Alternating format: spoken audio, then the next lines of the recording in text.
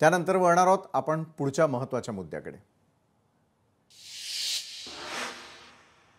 कुंभमेळा हा नेहमीच धार्मिक भावनांसोबत आर्थिक व्यवहारांचा मोठा केंद्रबिंदू असतो। लाखो श्रद्धाळू तसंच विविध राज्यातील व्यापारी या कुंभमेळ्यामध्ये सहभागी होत असतात। दरम्यान नाशिकच्या कुंभमेळ्याला सुरुवात होण्याआधीच आता राजकीय वादाच्या ज्वाळा भडकलेल्या आहेत।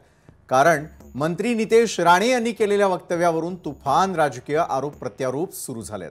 नाशिक दौऱ्यावर असताना नितेश राणे यांनी मागणी केलेली आहे की कुंभमेळ्यामध्ये फक्त हिंदू बांधवांनाच दुकानं लावण्यास परवानगी द्यावी, इतकंच नव्हे तर इतर धर्मियांना या ठिकाणी दुकानं उभारू देऊ नका, असंही त्यांनी स्पष्ट म्हटलंय। त्यांच्या या वक्तव्यानं आता धार्मिक आणि राजकीय वातावरण ढवळून निघालेलं आहे। कुंभमेळा हा हिंदू धर्माचा उत्सव आहे आणि त्यामुळे श्रद्धाळूंच्या भावनांचा आदर राखला पाहिजे, हाच मुद्दा त्यांनी पुढे करत सरकार समोर मागणी ठेवलेली आहे। नितेश राणेंनी केलेलं वक्तव्य आधी पाहूया।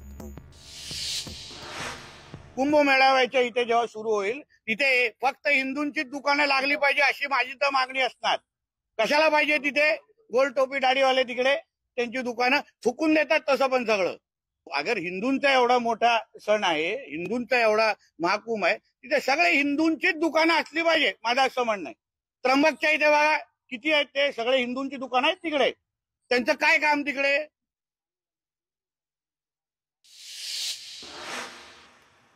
तर नितेश राणेंच्या या वक्तव्यावरती आता विरोधकांनी जोरदार टीकास्त्र सोडलेलं आहे। राष्ट्रवादी शरद पवार पक्षाचे प्रवक्ते ॲडव्होकेट फैजान मिर्झा यांनी राणेंचा तीव्र शब्दात निषेध केला। कुंभमेळा हा धार्मिक प्रसंग असला तरी भारताचं संविधान सर्व धर्मांना समान हक्क देतो, असं मिर्झा यांनी म्हटलंय। एक मंत्री अशा प्रकारचं वक्तव्य करतो म्हणजे तो संविधानाचा अपमानच असल्याची प्रतिक्रिया त्यांनी दिलेली आहे। तसंच राणेंचं वक्तव्य समाजामध्ये भेदभावाचा विषारी संदेश देणार आहे आणि मुख्यमंत्र्यांनी त्यांना तत्काळ समज द्यावी, असंही फैजान मिर्झा यांचं म्हणणं आहे। नाशिक येथे जे कुंभमेळा 2027 मध्ये होणार आहे त्यामध्ये फक्त हिंदू बांधवांना व्यवसाय करण्याची मुभा द्यावी, हे जे नितेश राणेंचं जे स्टेटमेंट आहे हा संविधानाची धज्जा उडवणारा स्टेटमेंट आहे। एका मंत्रिपदावर राहणाऱ्या व्यक्तीने अशा प्रकारचे स्टेटमेंट देणं मला असं वाटतं की कुठे ना कुठे संविधानाची थट्टा करण्यासारखं आहे। राज्याच्या मुख्यमंत्र्यांनी नितेश राणेंना समज द्यावी की राजधर्माचं पालन त्यांनी करावं।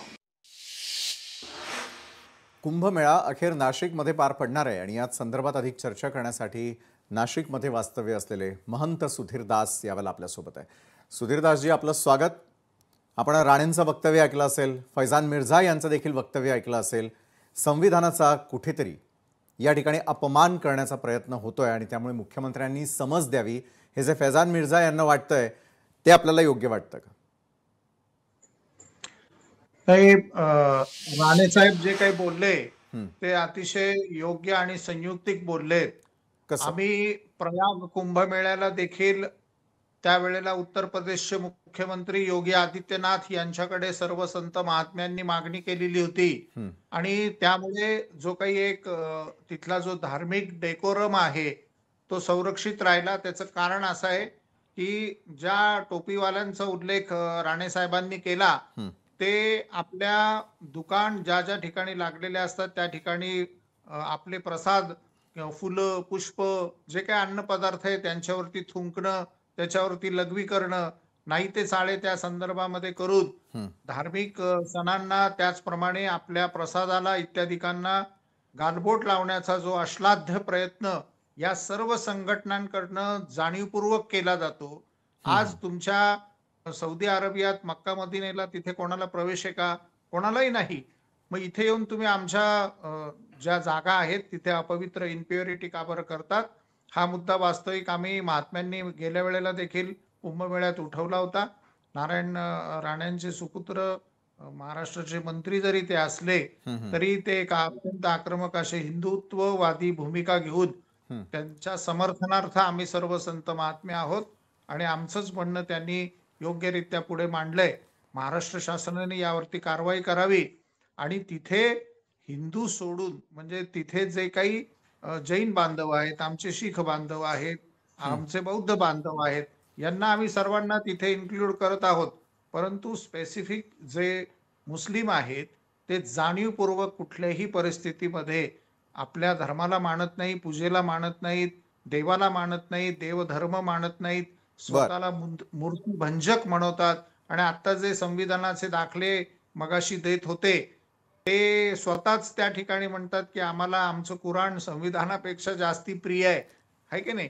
तर त्यामुळे अशा पद्धतीने दुटप्पी भूमिका घेणं योग्य नाही. त्यामुळे राणेसाहेब जे बोलले त्यांना आमच्या संत महात्म्यांचं संपूर्ण समर्थन आहे. बरोबर आहे महंत सुधीरदास, जसं तुम्ही एका बाजूला हिंदूंची बाजू मांडण्याचा प्रयत्न केला, तर दुसरी बाजू देखील समजून घेण्याचा आम्ही प्रयत्न केलेला होता. त्यांना देखील आमंत्रित केलेलं होतं, मात्र मीटिंगच्या कारणामुळे ते यावेळेला आपल्यासोबत चर्चेमध्ये नाही आहे. नाहीतर दोन्ही बाजू आज समाजासमोर आपल्याला व्यवस्थितरित्या मांडता आल्या असतात. धन्यवाद महंत सुधीरदासजी, तुम्ही आमच्यासोबत जोडले गेलात त्यासाठी. त्यानंतर विषय आहे 8वा आणि महत्त्वाचा. लोकशाही मराठी ऐका, पहा, जागरूक रहा.